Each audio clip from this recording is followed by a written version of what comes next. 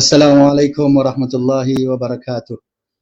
Alhamdulillah wassalatu wassalamu ala Rasulillah wa ala alihi wa ashabihi wa man wala.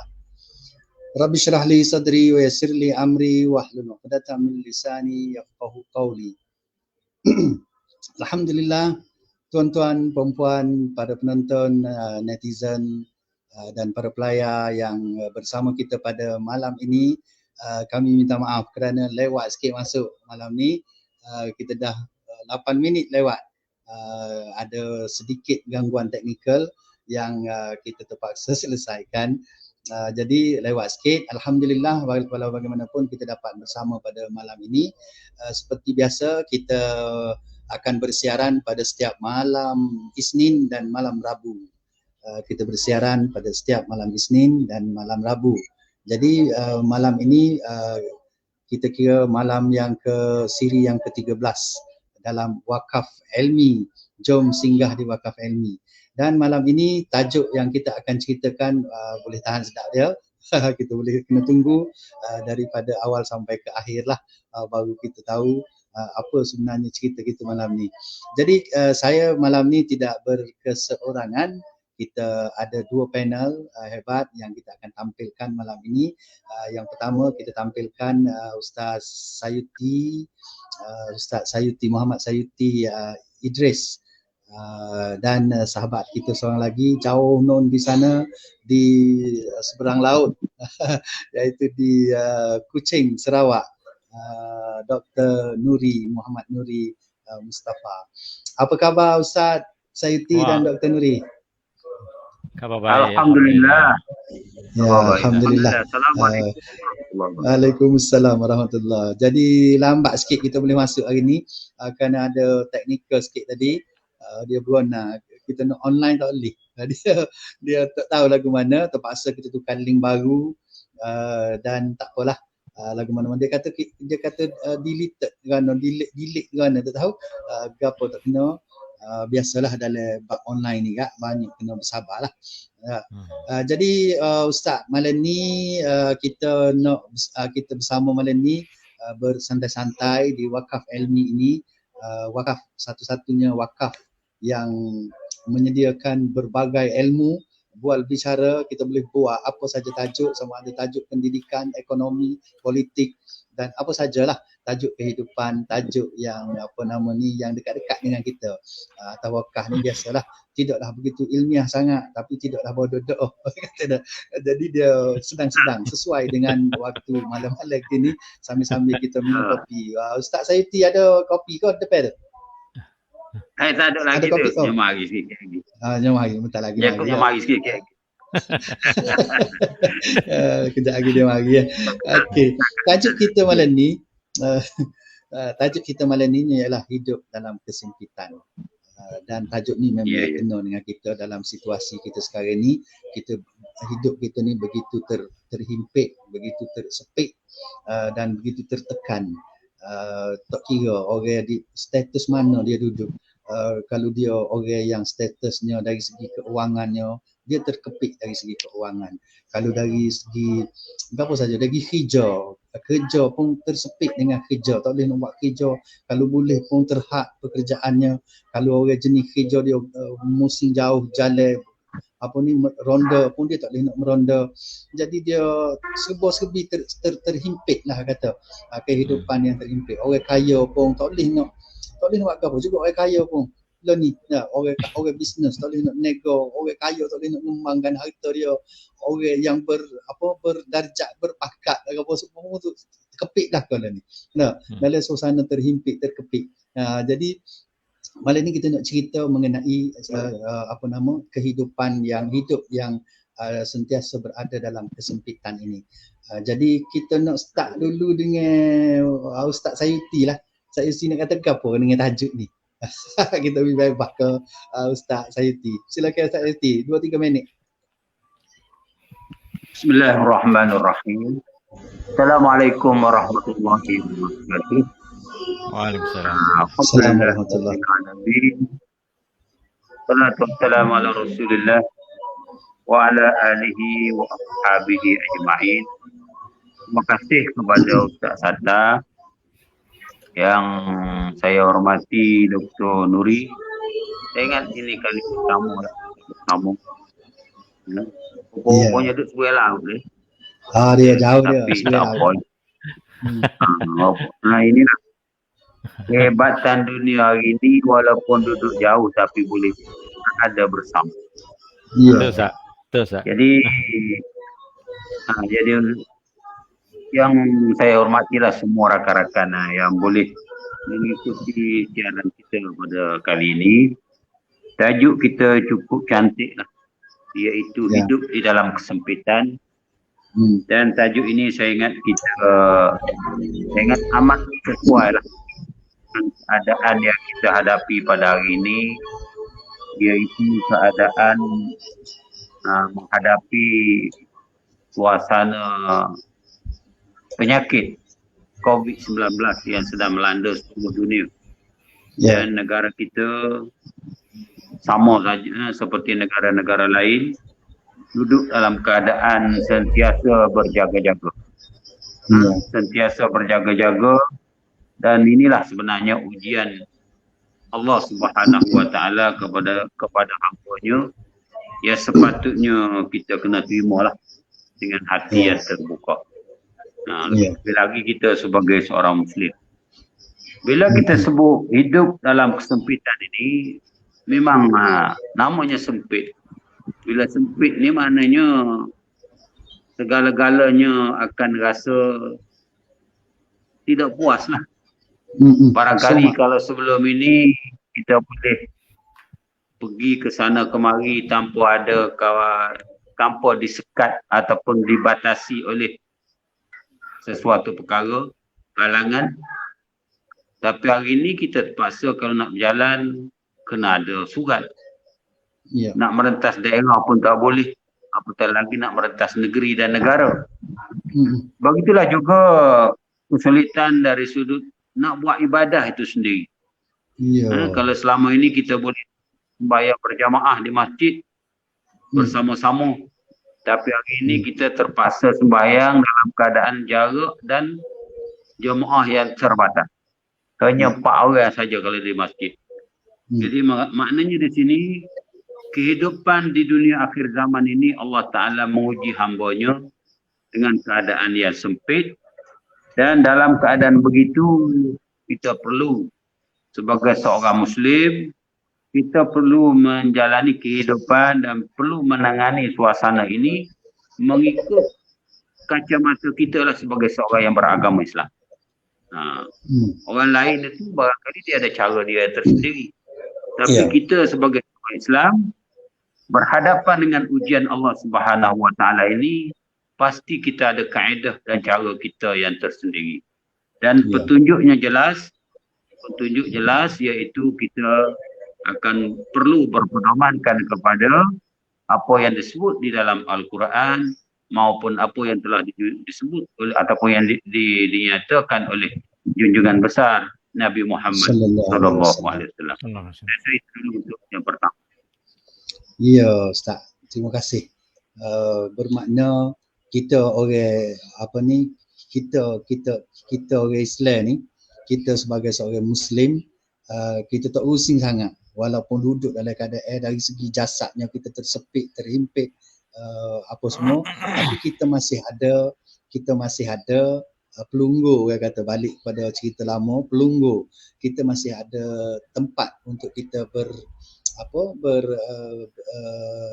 menjadikan sebagai contoh lah, dan menjadikan kita sebagai pedoman untuk menghadapi kesempitan yang kita hadapi ini. Kita nak buka pula kepada Dr. Muhammad Nuri, Ustaz. Jadi kita nak buka dulu. Bila sebut kata kita hidup dalam kesempitan ni, gapo kita nak ayat. Silakan. Okey. Assalamualaikum warahmatullahi wabarakatuh. Alhamdulillahirabbil alamin. Wassalatu wassalamu ala asyrafil anbiya'i wal mursalin wa ala alihi washabbihi ajma'in. Terima kasih kepada saudara moderator Ustaz Abdul Sattar, dan juga rakan saya Ustaz Sayuti, rakan ahli panel saya pada malam ni Ustaz Sayuti, dan juga semua pendengar dan juga penonton yang berada di luar sana pada malam ini. Alhamdulillah dapat kita bersua muka pada malam ni, siri yang ke-13 dah ni. Dah banyak dah jasa wakaf ilmi kita. Dan malam ini kita akan menyentuh tentang kesempitan hidup. Kesempitan hidup. Jadi kebetulan maknanya kita dalam musim COVID ini kita menghadapi masalah dalam kehidupan kita ni, berbagai-bagai bentuk lah. Walau bagaimanapun dalam kehidupan manusia ini sendiri, walaupun tidak kerana COVID pun, maknanya kita menghadapi juga kesusahan hidup dan juga masalah dalam hidup ini. Tapi dalam bentuk-bentuk yang lain lah, tak sama seperti mana yang ada sekarang ini. Kalau mungkin dulu kita menghadapi kesulitan hidup ini dalam sekitar 60% ataupun 50%, mungkin dalam tempoh COVID ini dia naik sikit lah, 80% ataupun 90%, kan? Ataupun 100% ada juga, kan? Jadi tengok pada keadaan lah, kan? Jadi walau bagaimana kita kena maklumlah bahawa Allah Subhanahu Taala memang telah menjadikan manusia begitu. Seperti mana yang Allah Ta'ala sebut dalam surah Al-Balad tu, laqad khalaqnal insana fi kabad. Sesungguhnya aku jadikan manusia itu dalam kesusahan. Maknanya walau bagaimana keadaan sekalipun, manusia tetap menghadapi kesulitan dan juga kesusahan dalam hidup. Maknanya tak mungkin manusia ini sepanjang hidup dia tu sentiasa maknanya dapat hidup senang, mewah dan juga sebagainya sepanjang masa, kan? Tetapi dia akan menemui juga jalan hidup dia tu dengan kesusahan dan juga sebagainya. Sebab itu adalah merupakan takdir yang telah ditentukan oleh Allah SWT sejak daripada azali lagi, kan? Bahawa kita akan maknanya menempuhi cabaran-cabaran hidup dengan kesusahan-kesusahan dan juga kepahitan-kepahitan tertentu dalam hidup ini. Jadi dalam tempoh ini, maknanya kita perlu fahamlah bahawa cabaran dan juga kesusahan yang didatangkan oleh Allah Subhanahu Wa Taala itu sebenarnya ada hikmahnya, kan? Ada hikmahnya kepada manusia itu sendiri. Tapi walau bagaimanapun kita kena berpegang teguhlah pada Allah Subhanahu Wa Taala, iaitu kita maknanya kena sentiasa mengharapkan rahmat Allah Subhanahu Wa Taala. Wala tayasu min rauhillah. Jangan kamu berputus asa daripada rahmat Allah Subhanahu Wa Taala, ataupun wala taqnatu min rahmatillah. Jangan kamu berputus asa daripada rahmat Allah Subhanahu Wa Taala. Itu adalah pegangan kita lah. Maknanya walaupun dalam keadaan apa sekalipun, maknanya kita sentiasa memohon rahmat daripada Allah Subhanahu Wa Taala dan kita mengharapkan maknanya tuan daripada Allah Subhanahu Wa Taala. Itu saja. Okey, bermakna kita masih ada tempat bergantung. Dalam keadaan kita susah setara mana pun, kita ada tempat bergantung. Dan tempat yang kita bergantung ini sangat kukuh. Tidak akan bukan kata berada di di ujung jula yang bila-bila masa boleh patah, bila-bila masa boleh putus. Kata tidak. Kita ada tempat yang bergantung, yang kita kemah, makin rapat kita bergantung, maknanya makin lagi kita akan rasa selamat. Jadi Allah kata ada satu pepatah Arab, dia kata ad-dunya, dia kata ad-dunya awwaluha buka. Ad-dunya awwaluha buka. Dia kata dunia ni pada awalnya kita ni bila kenal dunia ni ialah buka tangisan. Kita keluar daripada perut ibu tu, nangis dulu. Kalau tak menangis pun kena nyejah supaya nangis, supaya kita nangis. Lepas tu dia kata ausatuha risa. Ausatuha risa. Dia kata di tengah-tengah tu kesusahan. Kesusahan di tengah-tengah. Dia kata wa akhiruha fana. Akhir sekali kak fana lah, punah, binasa, hancur. Maknanya habis. Bermakna dalam kehidupan kita di dunia ni, kalau kita nak mengharap kesenangan, nak harap duduk senang, nak harap duduk kapal, memang payah. Bermakna kita kena bersedia untuk menerima kesusahan dalam hidup ni. Dalam dunia masa duduk atas muka bumi ni memang kena apa kata, kena bersedia dah untuk kita nak susah. Dan kita tahu bahawa kesusahan yang kita hadapi di dunia ini pastinya ada ganjaran. Tak ada orang kata hidup susah di dunia, lepas tu kalau kena cara kita hadapi kesusahan ini dengan kena caranya, maka kita akan mendapat kesenangan di akhirat esok. Sama ada kita nak sabar tak sabar je lah nak menghadapi kesusahan ni, untuk kita nak berjaya di akhirat esok. Maknanya satu kejayaan dia tidak mari dengan senang. Nak berjaya ni dia kena lalu kesusahan. Jadi kita balik kepada Ustaz Sayuti. Jadi lagu mana Ustaz yang kita kata tadi, Ustaz kata kita ni ada agama, kita ada Islam, kita ada Allah, kita ada Nabi yang akan sentiasa membantu kita, menunjuk jalan kita supaya kita dapat keluar daripada kesempitan hidup ni. Kalau Ustaz boleh cerita sikit bagaimana? Terima kasih. Assalamualaikum warahmatullahi taala wabarakatuh. Waalaikumsalam warahmatullahi wabarakatuh. Sebenarnya Allah Taala ni dia maha mengetahui. Allah Taala dia maha bijaksana.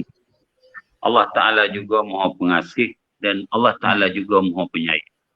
Jadi segala sifat sempurna yang ada pada Allah Taala ni memang kita semua yakin dan kita semua beriman. Baik. Dan kehidupan manusia di atas muka bumi ini memang tidak lari daripada ujian Allah. Ini jelas. Dan Allah Ta'ala ni, dia uji seseorang hamba dia itu pasti. Pasti dia sudah tahu. Dan dia juga sudah sediakan jalan penyelesaian.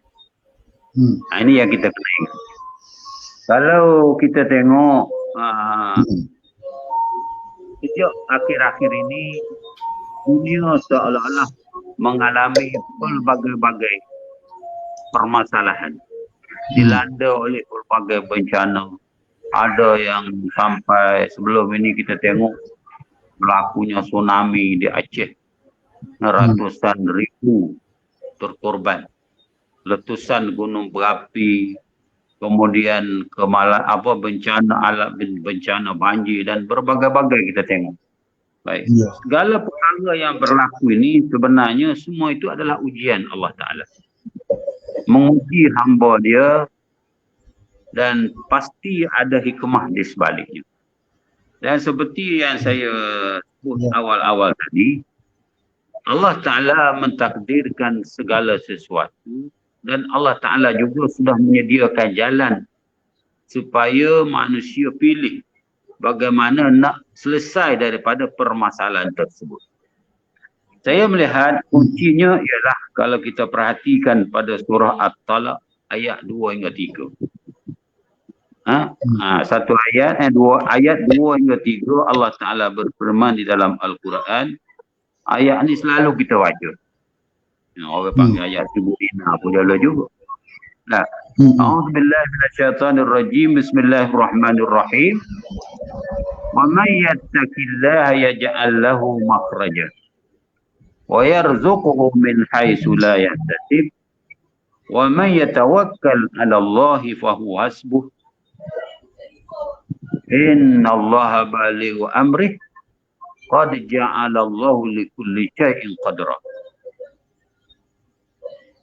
Kalau kita tengok erti pada ayat ini, dan sesiapa yang bertakwa kepada Allah dengan mengerjakan suruhannya dan meninggalkan larangannya, nescaya Allah akan mengadakan baginya jalan keluar daripada segala perkara yang susah, serta memberinya rezeki dari jalan yang tidak terlintas di hatinya. Dan ingatlah, sesiapa yang berserah diri bulat-bulat kepada Allah, maka Allah cukuplah baginya untuk menolong dan menyelamatkan. Inilah yang saya maksudkan bahawa jalan keluar yang Allah Ta'ala sendiri sudah beri garis panduannya melalui Al-Quranul Karim. Dan memang Allah Ta'ala uji manusia itu pun ada sebab dia. Allah Ta'ala turunkan musibah pada kehidupan manusia sehingga menjadi kehidupan yang menjadi sempit dan sebagainya. Ada sebabnya. Dan sebenarnya sebab utama ialah Allah Ta'ala nak supaya manusia ini, hamba dia ni, kembali kepada dia semula. Sebab itulah kita ini sebagai hamba Allah, kita kena tengok. Ya, perkara yang berlaku kita kena tengok di sebalik berlakunya perkara tersebut. Jadi kalau di sini yang pasti bahawa manusia ini memang banyak melakukan kemungkaran di atas muka bumi. Manusia barangkali sudah lupa kepada Allah Ta'ala. Jadi di situlah supaya kembali semula daripada jalan yang sempit, kehidupan yang sempit, yang susah dan sebagainya, maka jalannya ialah kita kena buat gapo hak Tuhan suruh. Kita kena tinggal gapo hak Tuhan lari. Ini yang bunyi mudah ya, buat hak Tuhan suruh, tinggal hak Tuhan lari. Tapi masalah sekarang, berapa banyak kita buat hak Tuhan suruh dan berapa banyak kita jaga hak Tuhan lari. Inilah sebenarnya punca yang menyebabkan berlaku sesuatu ujian ataupun musibah atau bencana yang melanda kepada kehidupan manusia itu sendiri. Jadi maknanya di sini Tuhan nak suruh kita khabar. Allah Ta'ala nak beri peringatan kepada kita supaya kita ni sedar bahawa apa yang kita buat selama ini dan kita kena kembali kepada jalan sebenar. Di sinilah saya tengok memang betul. Kalau kita sebagai contoh apa yang berlaku pada hari ini. PKP dengan adanya wabak COVID-19 ini, kita terpaksa berhadapan dengan segala perkara yang merumitkan. Segala perkara yang memang susah. Memang susah. Sampai kepada tahap nak makan pun tak cukup. Baru-baru ini kita dengar cerita akak Dera Putih. Sebenarnya akak Dera Putih ke ataupun terpaksa meminta-minta dari rumah ke rumah. Dan lebih malang lagi ada yang sampai sanggup mencuri, merampas harta orang. Dan yang paling sedih terakhir sekali akhirnya sampai kepada peringkat seolah-olah hidup ni tak ada guna lagi sampai membunuh diri. Jadi semua ini sebenarnya ialah kerana kita tidak melihat kepada apa yang Allah Ta'ala garis memberi panduan di dalam ayat Al-Quran. Jadi oleh kerana itu kita kena kembali kepada Al-Quran. Kalau selama ini kita jauh dengan Allah Ta'ala, kita kena dekat dengan dia. Kalau selama ini kita banyak buat hak dia lari, sekarang ini kita kena tinggal gapo hak dia lari. Kalau selama ini barangkali kita letakkan agama ni di tepi. Kita tidak letak depan. Kita letakkan nafsu kita di hadapan. Maka sekarang ini kita kena letakkan agama di hadapan. Barulah insya-Allah kita akan diberi jalan keluar oleh Allah Subhanahu Wa Taala sehingga kesulitan yang kita hadapi ini akan akhirnya diangkat oleh Allah Subhanahu Wa Taala. Saya kira itu dulu. Terima kasih.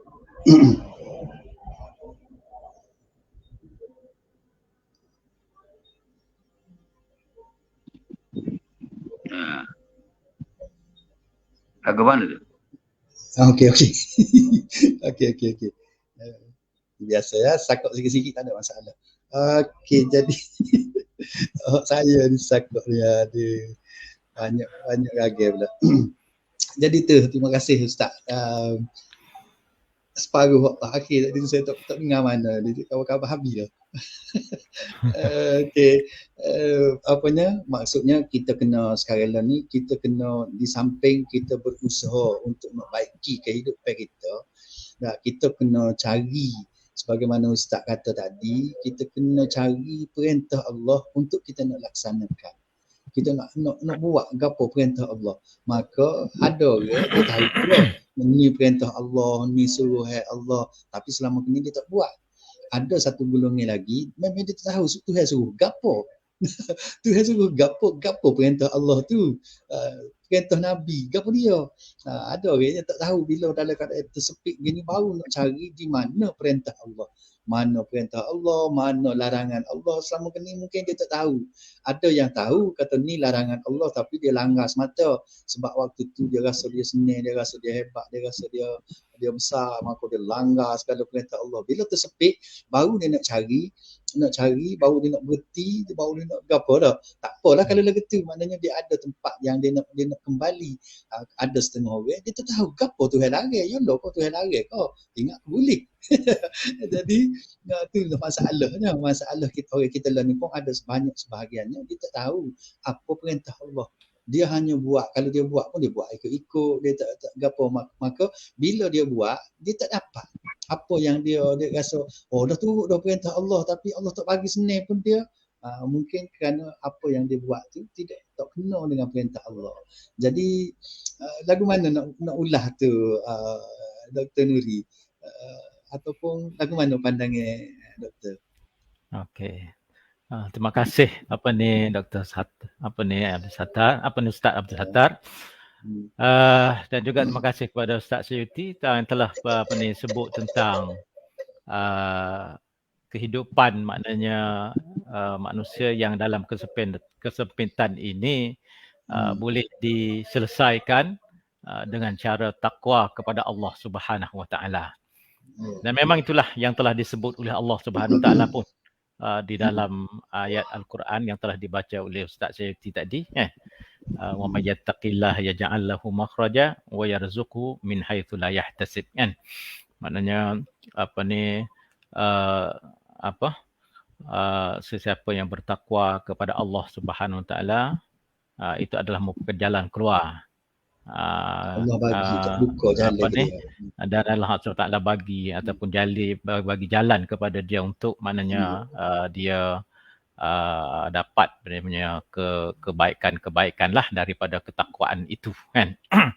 Jadi memang itu adalah merupakan satu daripada saranan daripada Allah Subhanahu Wa Taala.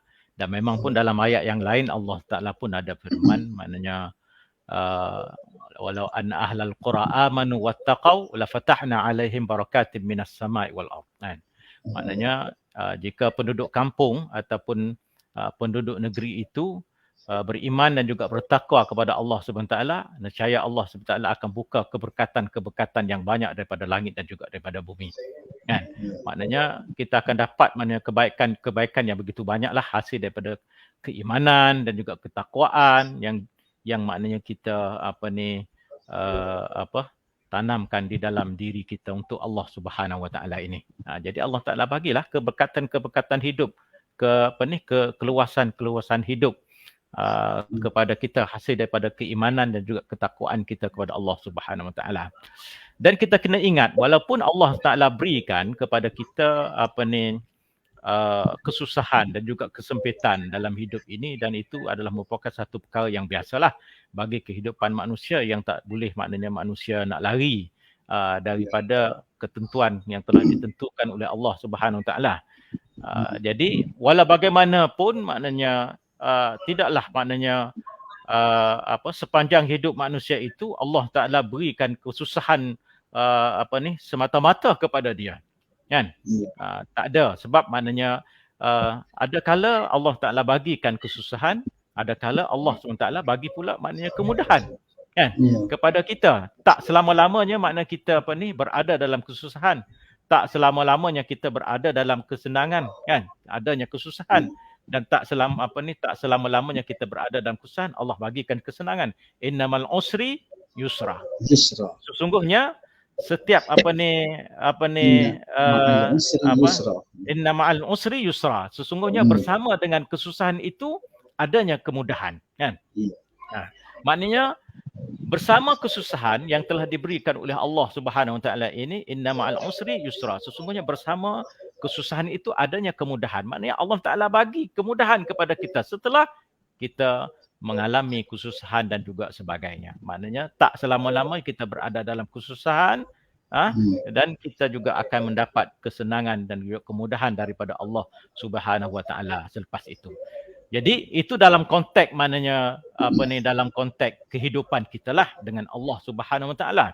Tetapi dalam konteks maknanya kehidupan kita bermasyarakat ini kan, bila ada maknanya kesusahan hidup, sesuatu satu golongan daripada manusia ini, maka Allah SWT tidak menjadikan maknanya kesusahan itu dihadapi oleh seorang sahaja kan, tanpa maknanya ada bantuan daripada orang lain kan. Sebab itu dalam konsep mana kita bermasyarakat mengikut Islam ini, maknanya kita ada ta'awanu 'alal birri wat taqwa wala ta'awanu 'alal itsmi wal 'udwan. Maknanya kita saling tolong menolong dalam perkara-perkara yang baik kan. Dan kita jangan maknanya tolong-menolong dalam perkara-perkara yang mendatangkan permusuhan dan juga perkara yang mendatangkan kedosaan kepada Allah Subhanahu Taala. Kita tak perlu tolong menolong, tak perlu maknanya kita nak berpihak di dalam dalam kalangan orang yang nak membawa perseteruan, membawa pada kedosaan kepada Allah Subhanahu Taala. Tapi yang kita perlu tolong menolong ialah perkara yang baik, bil birri wat taqwa, kebaikan dan juga ketakwaan kepada Allah Subhanahu Taala. Itu kita bantu dan kita menolong di antara satu sama lain. Ini konsep yang ada. Maknanya seorang yang susah ini, maknanya kita dalam Islam tidak boleh maknanya membiarkan seorang itu berada dalam kesusahan, menghadapi kesusahan dengan dirinya sendiri. Tetapi kena ada pihak lain yang membantu. Terutamanya daripada orang-orang yang kaya raya. Membantu maknanya golongan yang susah ini kan.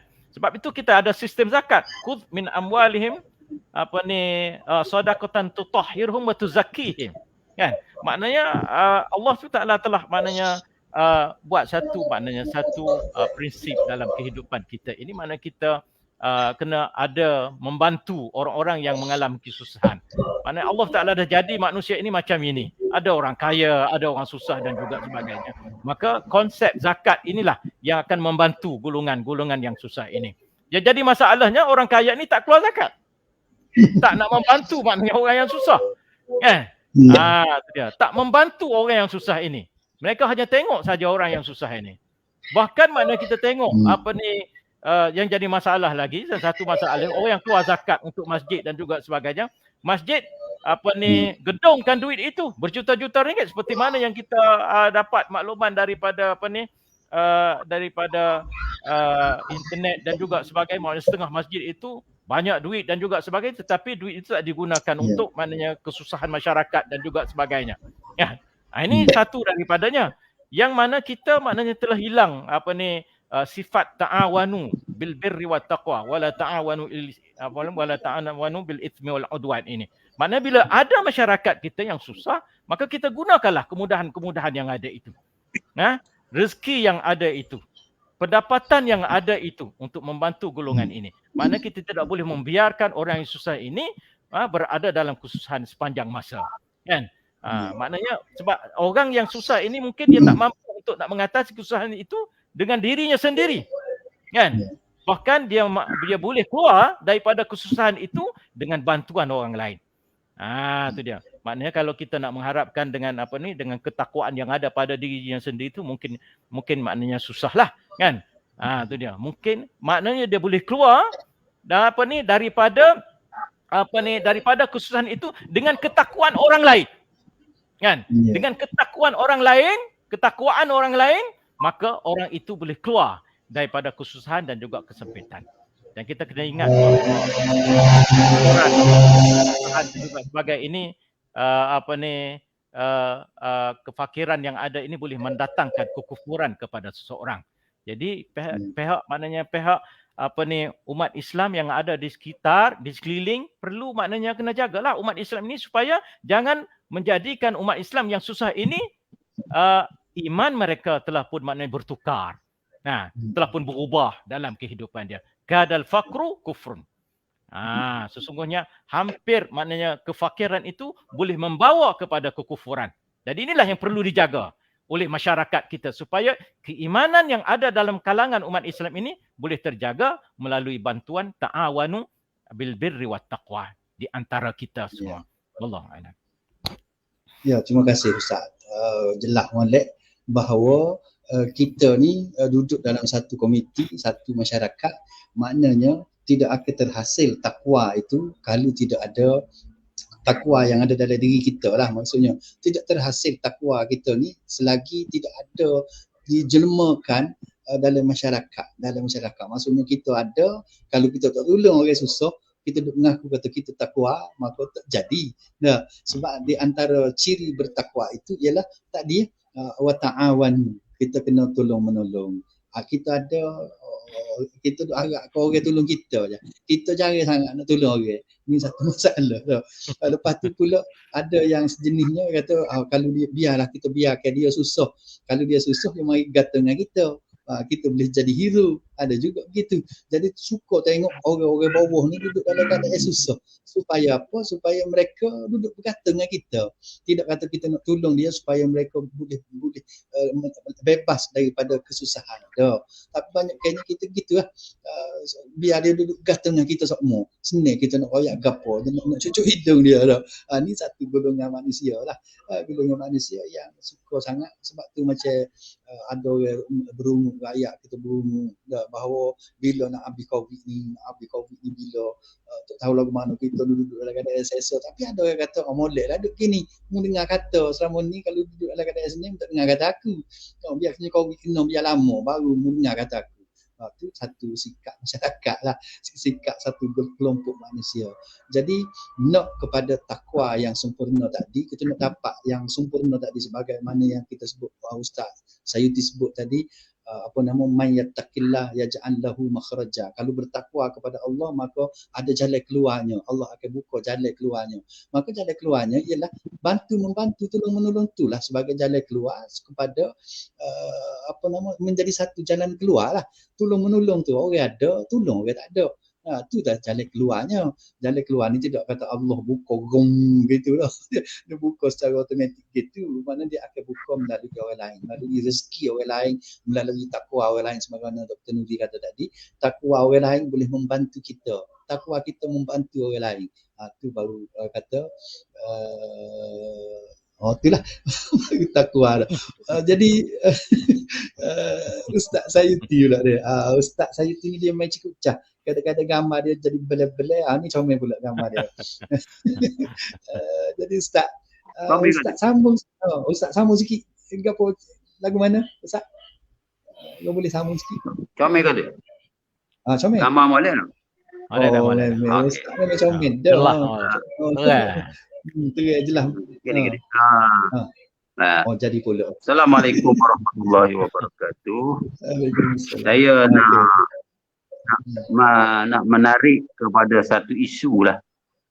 Satu isu yang berlaku dalam masyarakat kita hari ini, sejak akhir-akhir ini, iaitu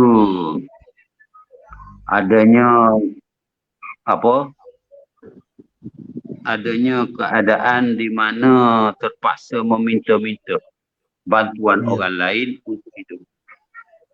Sehingga terpaksa akak bendera putih dan sebagainya ni. Jadi kita nak tersesuaikan dengan tajuk yang kita cuba bincang pada malam inilah. Sejauh mana dibolehkan untuk meminta-minta dalam Islam.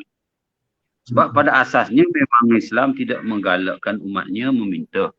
Suka menjadi golongan peminta ini. Sehingga kan Nabi sebut al-yadul ulia khairum minal yadis sufla. Maknanya tangan yang sebelah atas itu lebih baik daripada tangan yang di sebelah bawah. Ini menunjukkan bahawa orang Islam ini sepatutnya menjadi golongan penyumbang, golongan pemberi, ataupun golongan yang suka memberi pertolongan, daripada menjadi golongan yang meminta-minta. Namun walau bagaimanapun disebabkan oleh ujian dari kesempitan hidup yang dia melanda, akhirnya tergelintir ataupun sebahagian daripada umat Islam terpaksa menjadi golongan peminta.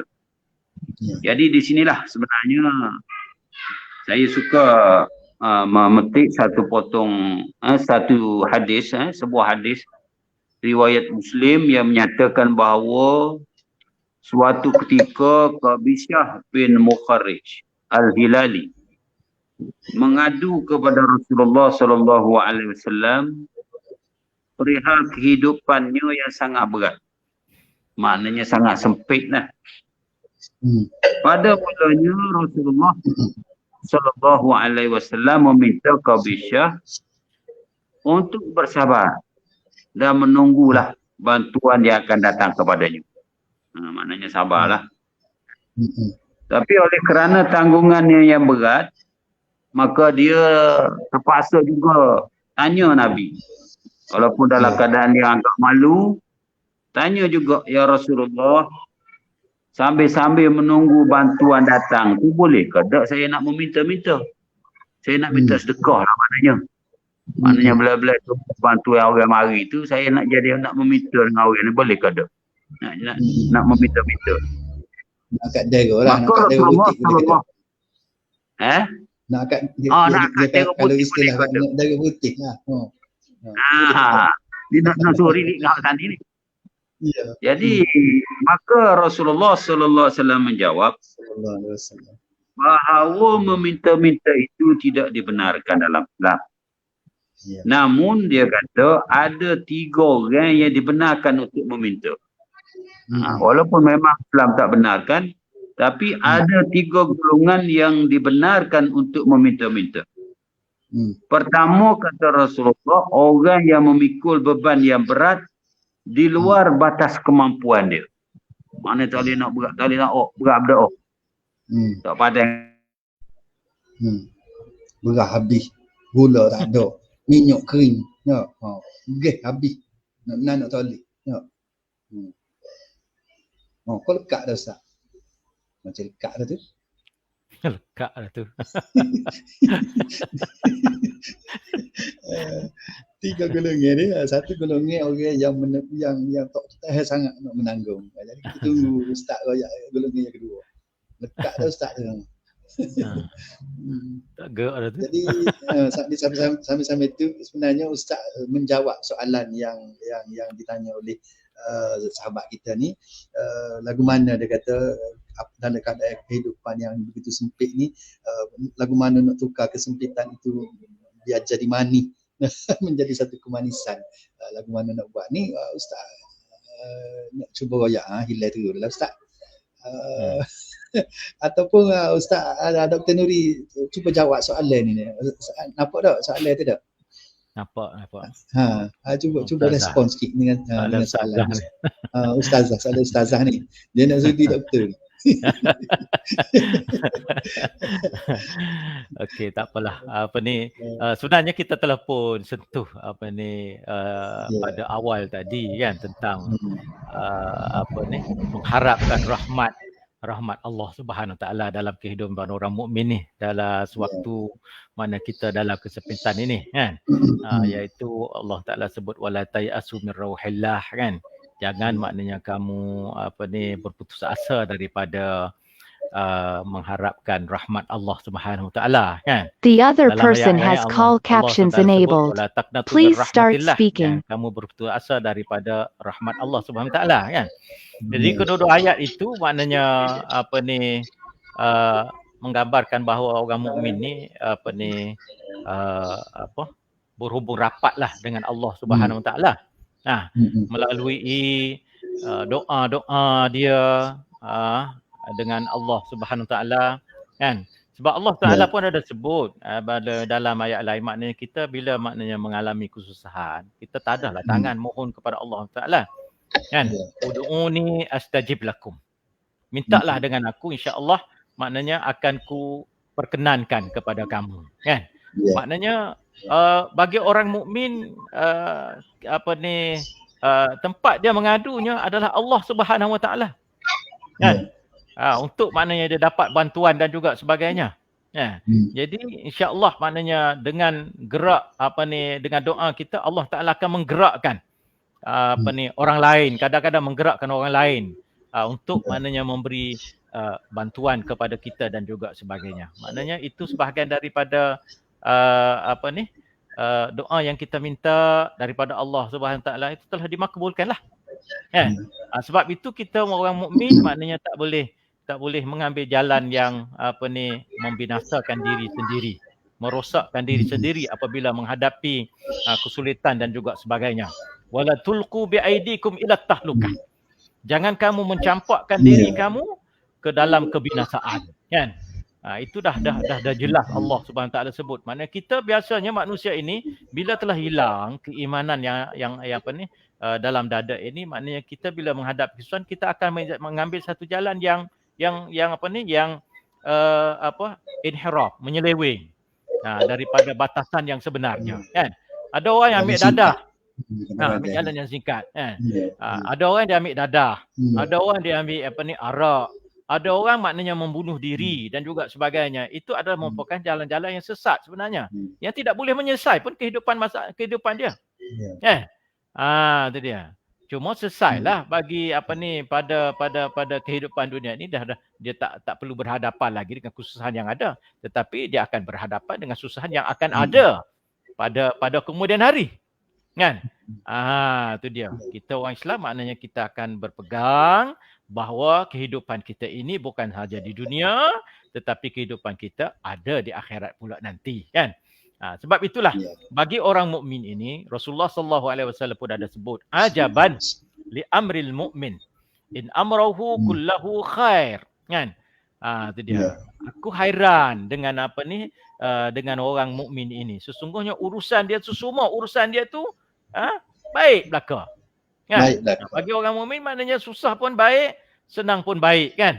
Maknanya zalika walaysa zalika li ahadin illa lil mu'min. Maknanya bagi orang mukmin ni maknanya semua itu menjadi baik. Ada orang lain. Orang lain tak menjadi seperti ini. Tak boleh rasa lagu ni.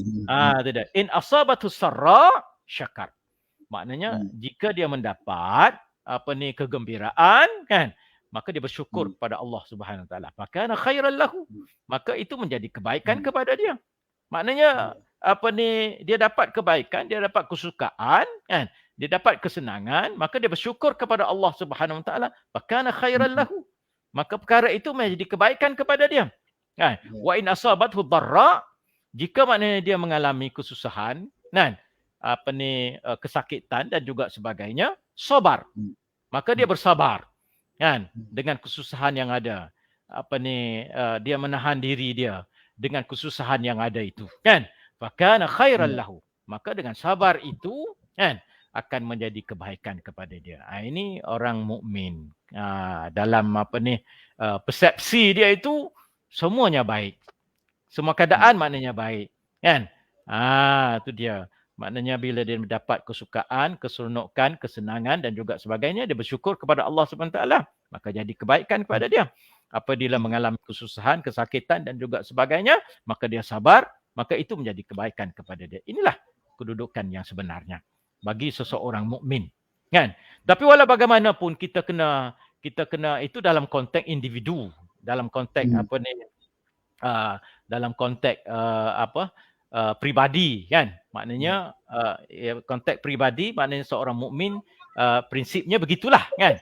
Tetapi ada satu lagi tentang kesusahan hidup dalam masyarakat ni, sebenarnya keadilan sosial itu adalah amat penting sekali. Keadilan sosial. Sebab dalam masyarakat yang tidak ada keadilan sosial ini telah menjadikan masyarakat ini akan mengalami kesusahan yang berbagai-bagai. Kan?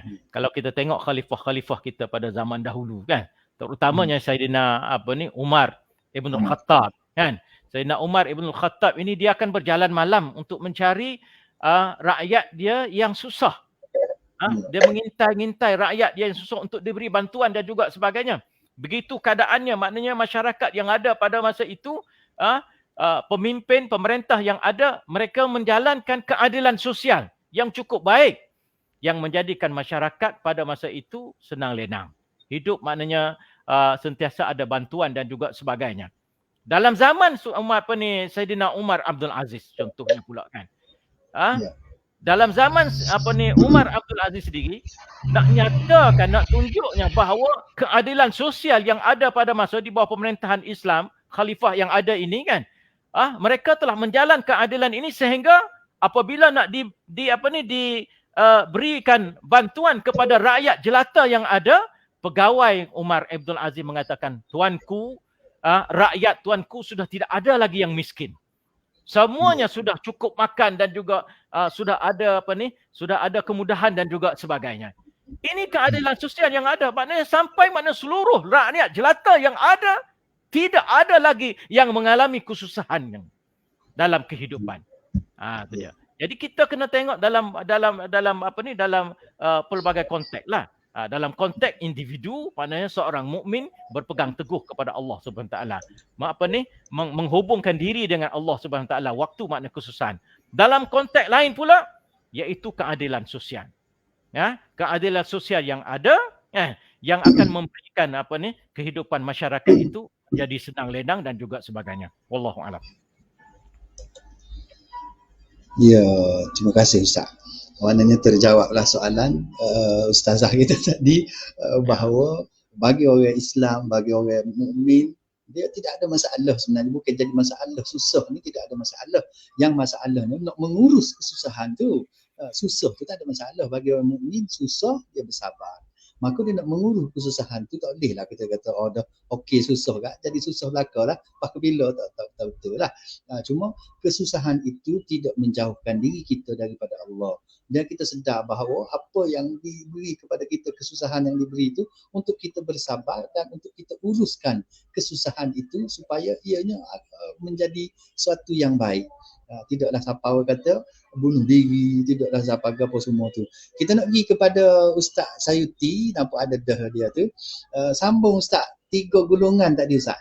3 golongan manusia yang boleh minta. Bagaimana yang disebut dalam hadis tadi. Yang pertama tadi ialah orang yang terlalu berat menanggung beban sehingga dia tidak tertanggung, maka dia dibenarkan untuk meminta Ustaz.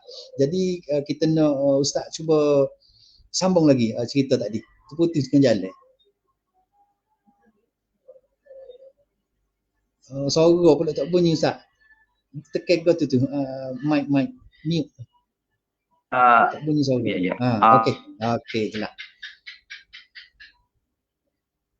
Senyap full tu. Lain.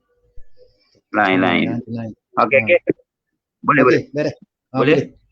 Boleh. Okey. InsyaAllah kita tengok tadi, saya cuba paparkan sepotong hadis. Maksud daripada hadis Nabi itu, seorang sahabat yang cuba minta dengan Rasulullah untuk meminta daripada orang lain lah. Disebabkan dia ini berada dalam kesempitan hidup. Dan Rasulullah menyatakan bahawa supaya dia bersabar. Supaya dia bersabar. Sebab kalau boleh, tak perlu minta lah. Sabar sehingga tunggulah datang bantuan tadi. Dan tapi dalam keadaan begitu, Rasulullah juga menjelaskan bahawa walaupun Islam ini tidak menggalakkan dan tidak membenarkan umatnya menjadi golongan peminta, tapi tidak semua dilarang. Maksudnya ada golongan dibenarkan untuk meminta. Pertama saya dah bagi tahu tadi, iaitu orang yang memikul beban yang berat di luar batas kemampuan dia. Yang kedua ialah, yang belum lagi ni saya ingat ni. Yang kedua ialah orang yang terkena musibah. Orang yang terkena musibah dan hartanya hilang dan sebagainya.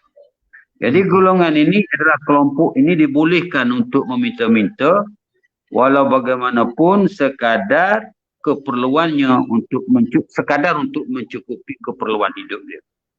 Kemudian yang ketiga ialah orang yang sangat miskin. Memang kita tidak nafikan dalam kehidupan kita ini golongan miskin, golongan yang sederhana hidup, golongan yang kaya. Yang kaya, yang sederhana tak ada masalah lah. Yang miskin ini. Yang miskin inilah dia terpaksalah dia meminta dengan orang lain. Dan itu pun masih lagi Rasulullah memberi perincian ataupun standard. Yang dikatakan miskin itu macam mana ukuran dia? Nak ukur kemiskinan itu secara mana? Maka di sinilah kata Rasulullah, orang ini boleh dikira miskin apabila 3 orang jiran tetangga dia menilai dia itu adalah miskin. Itu Rasulullah sebut aja tu. Apabila 3 orang tetangga dia menilai dia itu adalah miskin, maka miskinlah dia. Dan dia bolehlah menjadi meminta-minta sehinggalah keperluannya juga mencukupi. Dan kalau dia sudah mencukupi, maka di kala itu tidak dibenarkan lagi lah untuk meminta. Baik. Apa yang saya sampaikan di sini bukan masalah meminta. Sebenarnya yang meminta itu yang pertama, golongan yang meminta itu maknanya golongan yang ditimpa masalah musibah dan dia diajar oleh Rasulullah supaya keutamaannya ialah bersabar. Ini yang penting. Dia kena bersabar dengan ujian Allah Subhanahu Wa Taala. Walau bagaimanapun dalam masa yang sama dia kena berusaha. Sebab rezeki itu dia tidak datang menggolek. Dia perlu dicari, dia perlu dicanang untuk dia datang dan untuk Allah Ta'ala kurniakan. Baik. Yang kedua ialah apa yang diajar oleh agama kita ni, iaitu apa yang dikatakan sebagai prinsip fastabiqul khairat.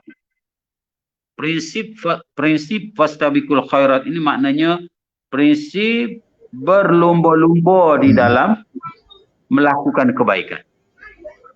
Bagi golongan yang tidak ditimpa musibah, bagi golongan yang kita kata tidak hidup di dalam kesempitan, di sinilah sebenarnya tempatan yang sepatut digunakan untuk dia cari jalan, untuk dia gunakan membantu golongan ini. Dan perbuatan dia itulah yang dikatakan berlomba-lomba untuk melakukan kebajikan. Supaya mana? Supaya nampak bahawa dia adalah seorang hamba Allah yang bersyukur di atas nikmat yang Allah Ta'ala kurniakan kepada mereka. Jadi di sinilah maknanya hikmah di sebalik musibah, di sebalik bencana kesempitan hidup dan sebagainya, Allah Ta'ala juga dalam masa yang sama nak tengok golongan hamba dia yang satu lagi. Dia ingat kepada kumpulan yang pertama tadi, iaitu sesama Islam, orang mukmin sesama Islam, yang Allah Ta'ala sebut di dalam Al-Quran bahawa orang Islam itu innamal mu'minuna ikhwatun. Dia ingat ke tidak tentang itu? Kalau dia betul-betul sebagai seorang mukmin, maka dia tidak akan sanggup melihat saudaranya itu berada dalam keadaan kesusahan. Dia pasti akan membantu dengan nikmat, dengan rezeki yang Allah Ta'ala kurniakan kepadanya, maka dia akan hulurkan bantuan tersebut kepada golongan ini. Jadi di sinilah wujud dua kumpulan manusia, dua kumpulan orang Islam yang saling bersama antara satu sama lain, dan dari situlah nanti akan wujud satu kehidupan bermasyarakat yang aman, damai dan harmonis. Hari ini yang menyebabkan berlaku beberapa perkara ini sampai kepada tahap ada yang membunuh diri, sampai kepada tahap ada yang sanggup mencuri dan sebagainya, sebab golongan yang kedua ini golongan yang kedua, tak nampak? Boleh dengar? Ada. Saya dengar. Sebab golongan yang kedua ni tak nampak golongan yang pertama. Kalau kedua-dua ni nampak, kalau golongan yang kedua ni nampak golongan yang pertama, pasti dia beramal dengan perintah Allah Ta'ala di dalam Al-Quran bahawa Islam ini adalah bersaudara dan berlomba-lomba di dalam membuat kebajikan ini adalah satu tuntutan agama. Maka kita yakinlah dengan ujian yang Allah Ta'ala beri ni, sebenarnya ujian ni tak berat lagi. Ada lagi ujian di depan yang jauh lebih berat. Sekarang ini kita diuji dengan kesempitan hidup, barangkali tak cukup makan. Nanti akan ada satu ujian yang kita kena takut, yang kita kena gerung, ialah ujian yang berkaitan dengan runtuhnya keimanan seseorang. Di situ Islam sudah tidak ada harga diri, ya. Nilai iman sudah tidak ada lagi. Ini yang kita paling kita takut. Jadi insya-Allah lah, mudah-mudahan apabila kita sama-sama menyadari akan hakikat bahawa kita ini adalah umat Islam yang satu, umat Islam yang bersaudara, orang mukmin yang amalkan hadis Nabi, la yu'minu ahadukum hatta yuhibba li akhihi ma yuhibbu li nafsihi. Tidak sempurna iman seseorang sehinggalah dia kasih kepada saudaranya sebagaimana dia kasih kepada dirinya sendiri, diamalkan di dalam kehidupan. Saya itu saja. Wallahu a'lam. Assalamualaikum warahmatullahi wabarakatuh. Waalaikumsalam warahmatullahi. Terima kasih Ustaz Saidi. Sebenarnya gambar dia tu tak tubik tapi tak apalah. Dia jadi belai gambar ni, tak tahu lagu mana. Jari-jari berlaku ni. Gambar jadi belai tak tubik. Lain saya. Apa-apa. Ya, tapi suara jelas. Suara jelas. Oh, suara jelas. Cuma lain gambar tu. Saya nampak molek gambar video dia tu nanti. Tak tahulah lagu mana. Tak apa. Kita sejak dah sebenarnya kita ni dalam keadaan lagu ni kita dah berada selama sejak dah di atas wakah ni, tanpa air boleh nak minum. Tanpa kuih pun tak ada dia. Ada hari ni mana kuih tak sabar. Air pun tak ada. Tapi apa-apa pun kita dah dapat sesuatu. Saya dapat satu tadi daripada Ustaz Sayuti tadi bahawa satu kita ni tidak dibenarkan untuk minta-minta. Kita ni bukan jenis bangsa yang meminta-minta, tidak mengharapkan tidak mengharapkan bantuan, hanya semata-mata bantuan daripada orang. Jadi kita jangan, umat Islam ni jangan duduk besar sangat kau bantuan orang nak bagi. Walaupun ada 3 golongan tadi, kita harap kita tidaklah sempit, kita pun tidak sapa kepada 3 golongan tadi. Dan kalau kita sapa kepada 3 golongan tadi, bolehlah kita nak diminta nak akad darah putih ke apa semua. Itu pula pun kadang-kadang orang kata salah pula. Akad darah putih pun tak boleh. Lepas tu nak suruh itu yang berlaku bunuh diri, itulah yang berlaku macam-macam kecurian, rompakan apa semua tu. Sebab nak minta tolong tak boleh. Jadi biar kita faham sini, kita sebagai umat Islam, sebagai orang-orang biasa ni, kita kena faham bahawa ada haknya, masanya kita boleh minta tolong. Tetapi kita tidak dibenarkan untuk hanya mengharap pertolongan daripada orang-orang yang berada, daripada orang-orang yang berkuasa. Ni tak boleh RM1, RM2, RM10, RM50 dah. Gapo semua orang melengok setahun ni hanya untuk mengharapkan bantuan daripada orang lain, daripada pihak berkuasa ke gapo. Boleh demo nak ambil lah, tapi bukanlah sebagai satu gapo kita ni bergantung kita lalu lah kepada bantuan-bantuan itu, sehingga kita tidak nampak kejahatan yang mereka nak buat. Dia cucuk hidung kita pun tak apa, asal kau beri RM10, RM50 tu juga lah. Umat Islam tidak diajar lagu tu. Kita diajar supaya tadilah diajar supaya bersabar, diajar supaya bila kita bersabar ni Allah buka jalan keluar untuk kita, tak nak minta dengan orang. Jadi saya rasa saya tidak nak bagi dah ni peluang kau nak bagi lagi esok peluang lagi sebab kita lewat tadi dah. Sekali lagi Ustaz Dr. Nuri seminit sebagai penutup kepada program kita. Seminit. Silakan. Sorok tak ada. Takut lebih pada seminit pun. Tak apa, kita stop lah tu. Kalau lebih seminit kita okey. Cuma maknanya anak-anak sambung lagi apa yang disebut oleh Ustaz Sayuti tadi tentang ayat fastabiqul khairat tu kan. Berlomba-lomba tentang apa ni kebaikan dalam kebaikan ini kan. Sebenarnya kita menuntut dalam masyarakat ni supaya wujudnya seperti mana masyarakat para sahabat dululah kan. Terutamanya pada zaman Khalifah Khalifah Saidina Abu Bakar kan. Sebenarnya kedudukan masyarakat seperti yang ada tu iaitu masyarakat Madinah yang ada pada masa tu tak ada pada masyarakat yang ada pada sekarang ini. Kita tengok berlombanya kebaikan ini antara Saidina Abu Bakar dengan Saidina Ali. Jadi apa ni, Saidina Ali ni dia nak tahu kenapa Rasulullah sallallahu alaihi wasallam kata apa ni, Saidina Abu Bakar ni berat iman dia.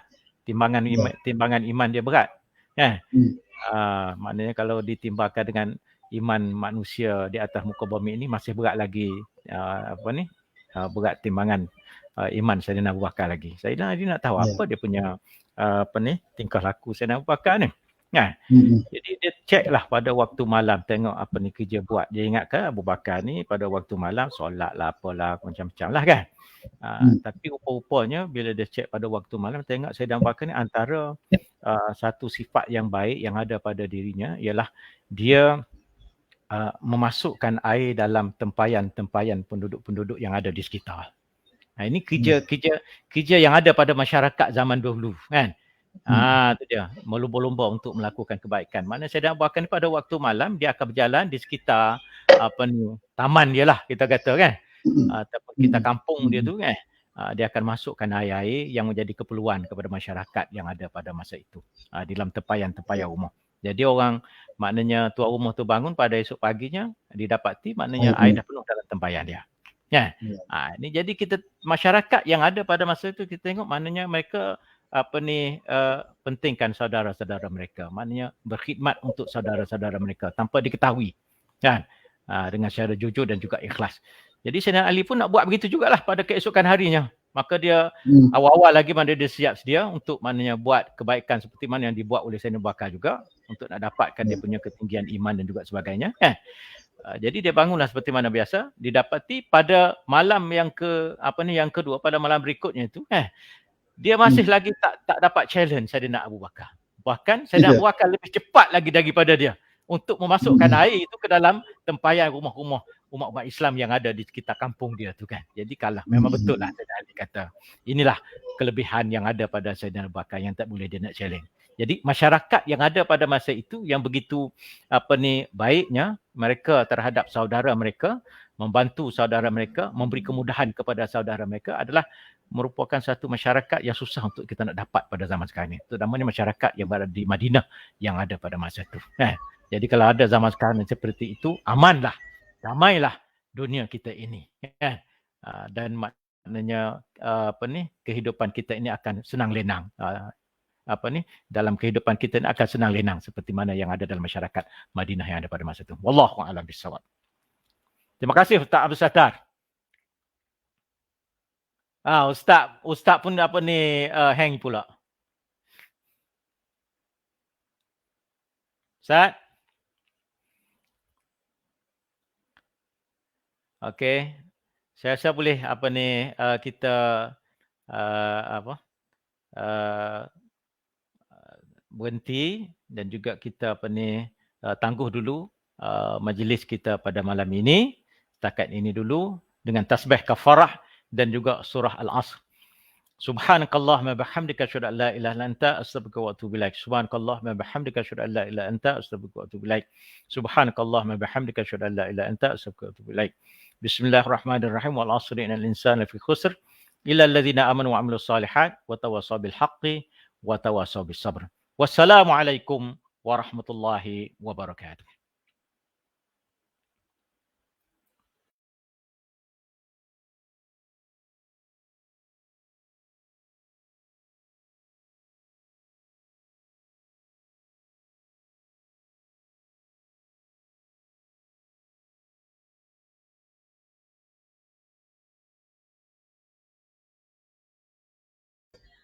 Line saya pula putus. Aduh, line saya putus dah. Okey.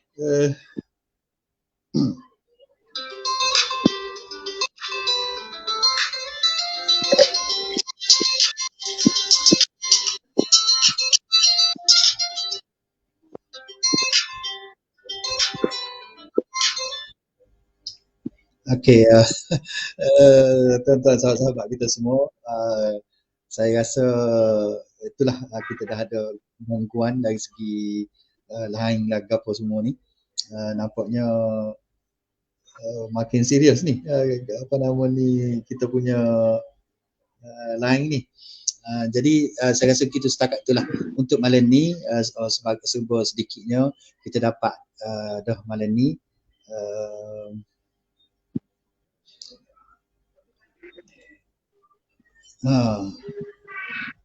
Line saya ada masalah, Ustaz pun masuk balik. Tapi line saya ada masalah ni. Kau line Ustaz Nuri pun senyap nanti tak ada. Tak apalah, kita berhenti setakat ni lah dulu untuk malam ni. Terima kasih banyak kepada Ustaz Sayuti dan terima kasih juga kepada Ustaz Dr. Nuri yang sudi bersama-sama kita malam ni walaupun dalam keadaan dia ada telefon pula dah Ustaz. Bagaimana ni? Sekejap. Ya Ustaz. Ya.